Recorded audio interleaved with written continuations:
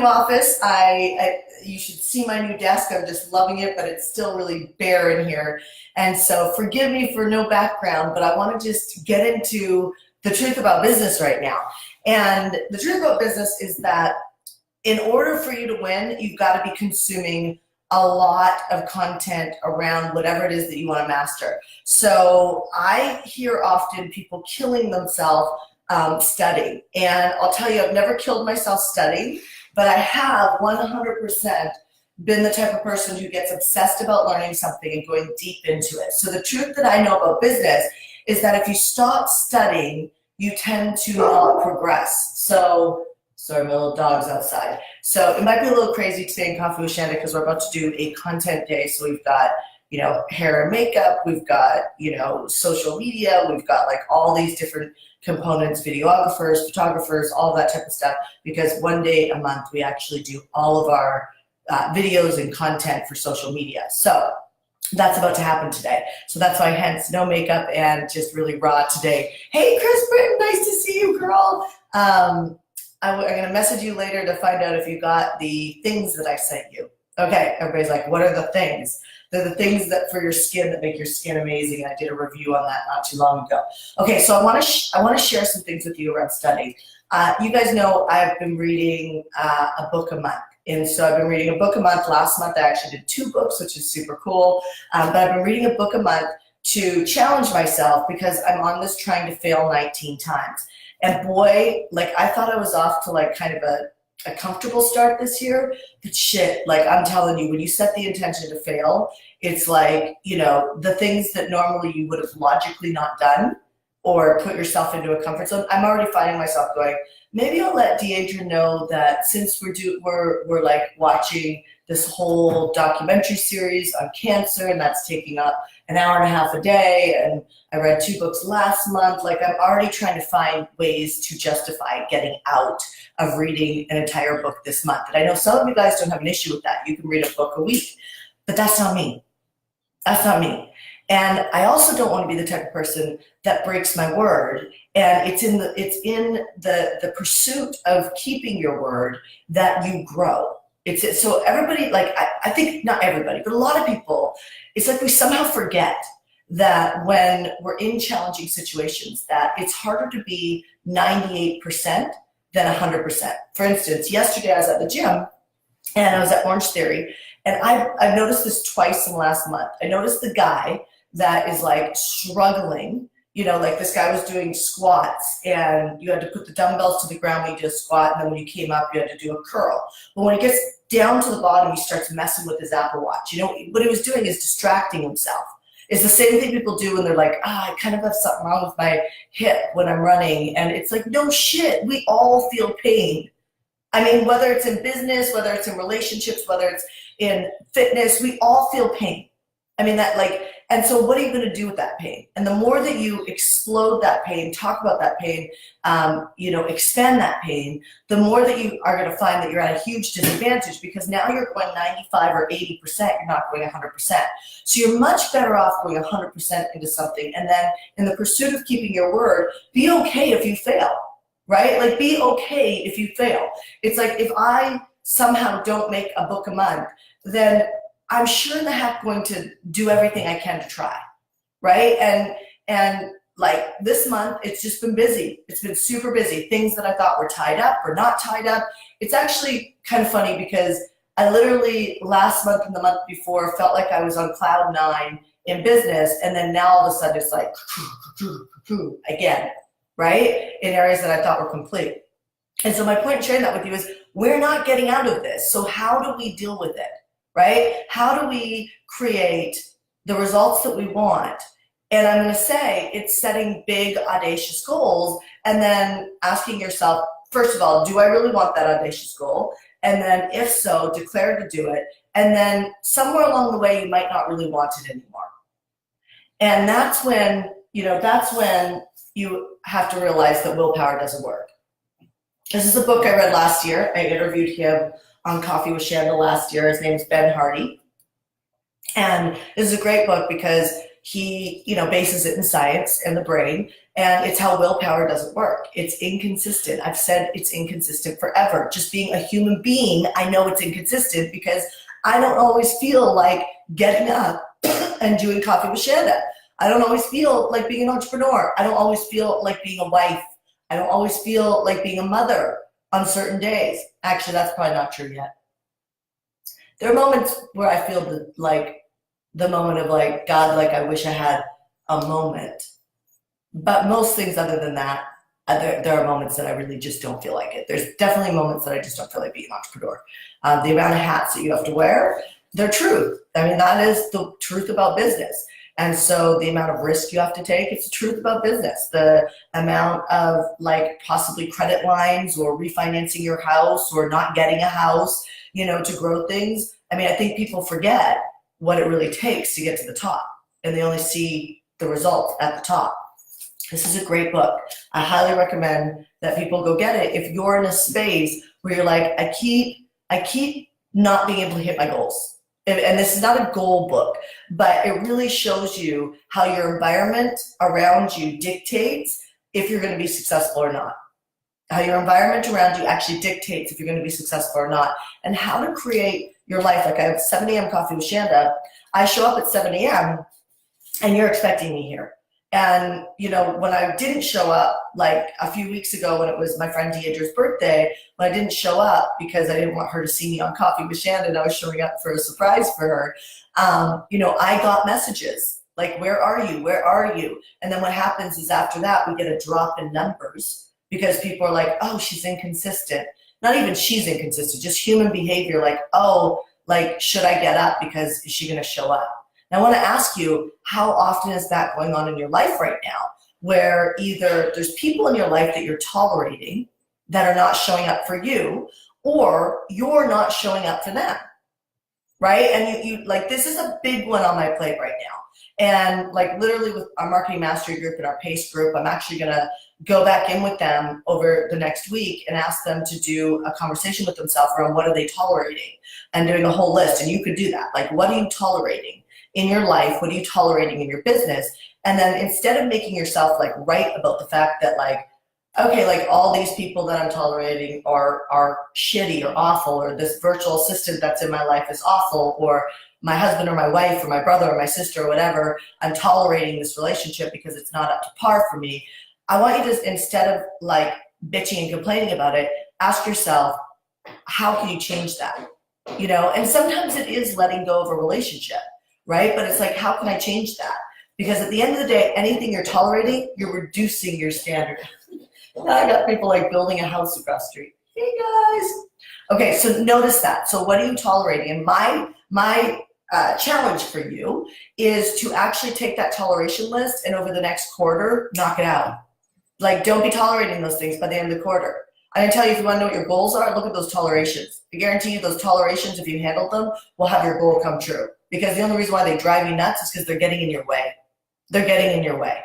And so you've got to stop it, okay? And the longer it takes you to make a decision around that, the longer it takes you to pull the trigger on something, whether that's hiring somebody or whatever that is. Hiring somebody, letting go of somebody, stopping doing something yourself that's causing that toleration, the longer you prevent that decision from moving forward. So in fact, like money loves speed, success loves speed. So the longer you take to handle that, or the more you justify that toleration, the more you're going to suffer, which means you don't have the bandwidth to hit what you want. So what are you kidding yourself for? You know what I mean? If you won't handle the tolerations, those tolerations are the things getting in your way. Okay, the next thing I want to talk about. I just read this book this year, Crushing It. As much as I love Gary Vee, don't love the book. As much as I love Gary Vee, I think he's awesome. There was a couple things in this book that I thought were good. There were some things about how to operate on different social media. If you get this book and you want to learn more about social media, I would say skip to the chapters about social media and how to show up on social media, because the rest of the book is just like, so I found myself reading this book going, oh my God, I'm reading with Deidre right now. And I found myself being like, could we just skip this book because it wasn't a great book. So, but the piece about how to talk on how to market and show up on different social media platforms, and his advice around pick one platform and go super deep and then get good on the rest of the platforms. I love that. So he calls it like your pillar social media channel. But yeah, so that's my review on Gary Vee's book, although he's awesome. Another book I love, Rocket Fuel. Everybody should read Rocket Fuel. I don't care if you're in corporate America. I don't care if you're an entrepreneur. I'm going to shut the door. I recommend everybody read Rocket Fuel. There's a test in here on Rocket Fuel, and basically it talks about, the visionary, which is the CEO, and the integrator. And if you can get a visionary and an integrator together, then you can create incredible results. And there's a lot of integrators trying to be visionaries. And, and there's a lot of visionaries, more probably visionaries, that are trying to be integrators. And it's really critical to know who you are and to know what to look for, because if you want to grow your business really fast, this is the person you want to find. So even my first virtual assistant that really helped grow the company to 7 figures, yes, she helped that significantly because she was a great integrator. I think this is like the secret sauce to growing a business. And you often see like great companies, like I think ClickFunnels is a great company, and whether you like Infusionsoft or not, they're arch enemies, but it's still a great company.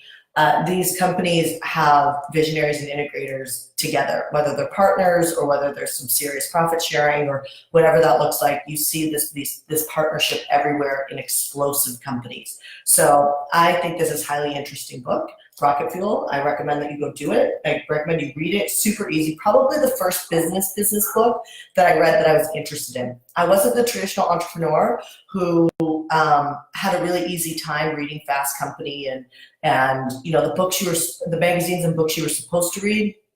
I didn't have an easy time reading those books. Like, in fact, at one point in my life, I remember thinking, maybe I'm really not an entrepreneur because I don't like these things. And, and soon enough, eventually, as my self-worth rised, I started to feel like what they were talking about I could do. And so Rocket Fuel was the first book that I read that was a business book that actually was completely embraced in this the entire way through. So there's nothing more costly than a bad hire. There's nothing more costly than a bad hire. I've been told that a million times, and I have suffered through it. It knocks your company back sometimes years with a bad hire. So if you've got somebody on your team that you're tolerating, I really suggest you go in and have a really good conversation with them and find out if they want to be on this team with you and on this mission. And if not, stop holding it together. You'll be better off apart, and you'll be better off growing from there. Okay, so last one we're going to talk about, I have not read yet, and I want to read, but I've heard amazing reviews about this. Julie Mendez is actually a client of ours, and if you're interested in, it's called God's Dreams Grow Here, Purpose Process Platform. One of the things I've always been really obsessed with is how to have a deeper spiritual life. And I've had a long journey with this. I've, been everywhere from the gamut of working with shamans to, doing, psychedelics at one point in my life to get closer to God, to A Course in Miracles, to always finding my way back to non-denominational Christian churches. And now I'm completely 100% in scripture, and I love it. And with that being said, what I've heard about this book from someone that I really trust with her relationship with God says that this book is right on. So if you want to get a deeper relationship and maybe the Bible hasn't been your thing or scripture's not your thing and you really want to go deeper in your relationship, I can't wait to read this book, because the prayer in my heart is that my company and my life, but mostly with my company, I mean, of course, that folds in my life, but I think, like, what I naturally think is I don't want to make any moves inside of my life and my business that are not in alignment with God. Like, I really, really, like, that just seems like I can't imagine, like, I made income goals so many times, and it doesn't matter whether it was 100, 300, a million, a 5 million, 7 million, it's never been fulfilling. It's so maybe, maybe a billion is, I don't know, but based on results, I just don't think this is going to change.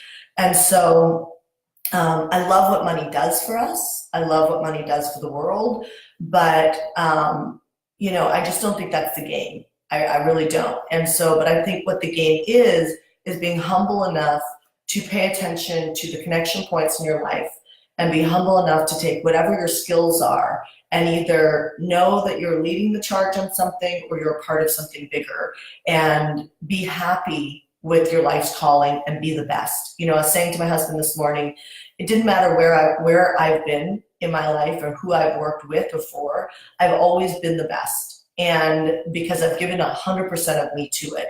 And what I got smart about along the way is I negotiated deals that worked for me.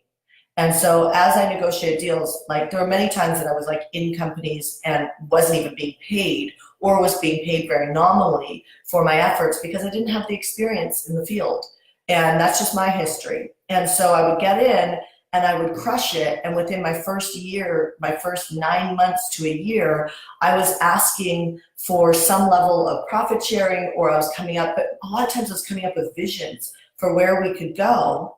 And then I would say, if we can do this, like, can I get this like percentage of, the profits or the revenue or whatever, the net, whatever. And, or what, and it would always be different for me, like depending on what job I was in. But I always found something that really fulfilled me. And along the way, even in my late 20s and mid 20s, I've been able to buy, multiple pieces of real estate. I've been able to invest in my retirement. I've been able to do things because I looked at what's important to me right now. And being famous or being rich, I always knew I wanted to be rich, but I didn't care how I got there. And so along the way, I would look at, okay, what's up for me right now? What's up for me is buying real estate. Okay, so what's it going to take for me to buy real estate? And I would jump from one rock to the next, from one rock to the next. And I'd be really happy with what I was creating, because I was creating the partnerships and the deals with the people that I worked with and worked for.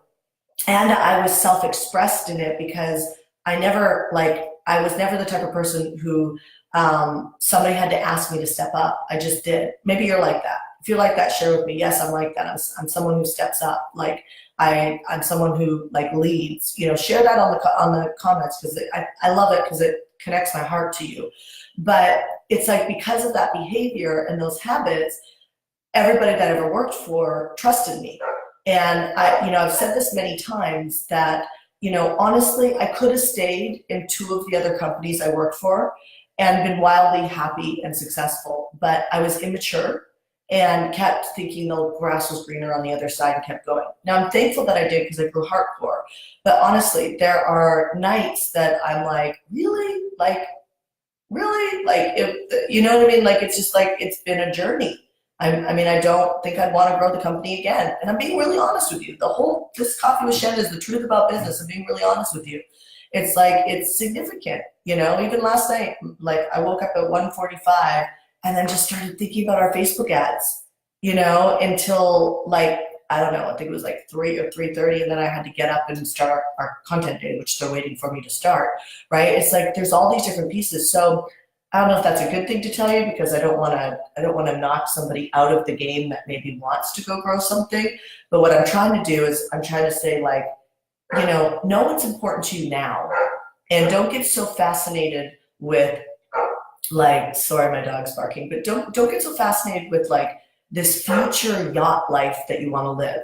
Look at like what's going to get you to the yacht life now and what's important for you. So if it's like you're in the stage of like, you want to buy real estate. I mean, we're going to go into a recession. Get smart with your money. You know what I mean? Like, look at, like, talk to financial advisors. We have a great one. Jim Drew is incredible. If you want Jim Drew's information, you can go ahead and comment on the comments thread. Say, yes, I really love Jim's information. I'll give it to you. Smartest guy I know around finances. But if you came to him and said, I want to figure out a way to be able to get into the real estate game, then he's going to have some really intelligent ways of maximizing whatever income you have. Got to remember, like I was literally making 40, 50, $60,000 a year and got myself into the real estate game and bought 3 homes.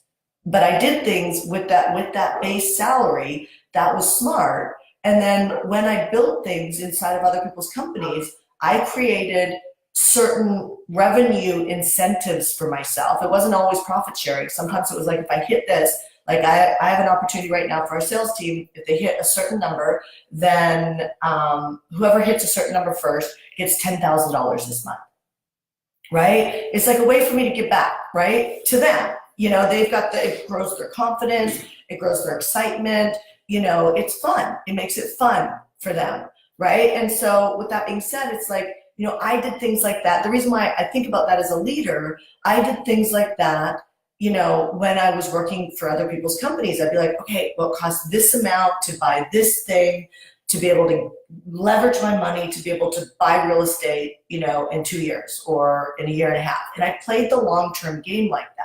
So I just want you to be smart with the way that you're running your life and running your business and running whatever you're doing, your corporate job, whatever it is that you're doing. Just get smart with it and don't get so fascinated with the future life that you want. Actually ask yourself, what are you trying, what's up for you next, right? And it's about being resourceful. So it doesn't matter to me what your income is. That's not what's important. What's important is what you do with that, and then how you use your time between now and the end of the year to set yourself up to be able to get into something that you want. Let's be honest. I don't care who you are. You're probably not going to save your way to success, but you will invest your way. You will invest your way. And believe it or not, for a girl that made $40,000 a year, $50,000 a year, I was able to get into 3 real estate projects over the course of like 5 years.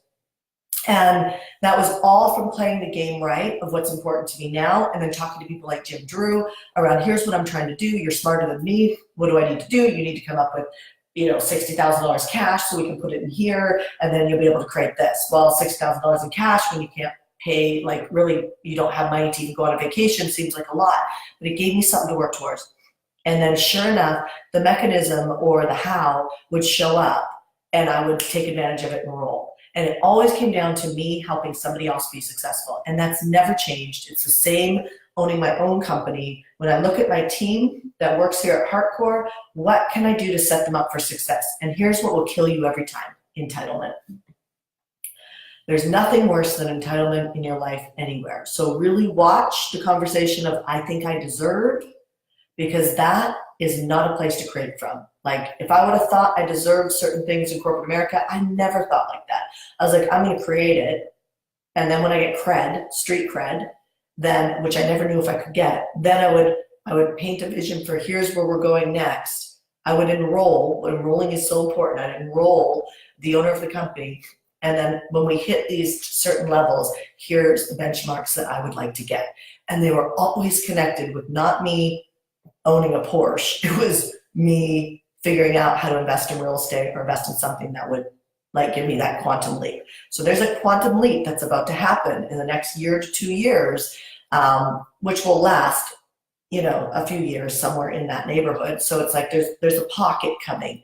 There's a quantum leap window coming in real estate, the recession, and business, and all that type of stuff. And I think education is changing. I think education, traditional education is going away. I just heard Dean Graziosi say this as well. You know, it's happening, right? And so with all of that, it's like even the way we deliver our products and our programs are going to change significantly. And so traffic, momentum, good teams, good alignment with God, and good alignment with, you know, visionaries and integrators. That's how you're going to prep yourself to be able to take that quantum leap. So I'm going to leave you with that. I'm going to take off and go to my content day now. And I hope this was a good Coffee with Shanda. Please go ahead and let me know, what did you love about this Coffee with Shanda? I would love to hear your thoughts on that. And if you have any ideas on what you'd like me to talk on next, please go ahead and give me some specifics on that in the content in the comment section. And I'm happy to look at it, and I'm happy to provide anything on Coffee with Shanda that I can be extraordinarily useful to you. All right, I'll talk to you later. Bye.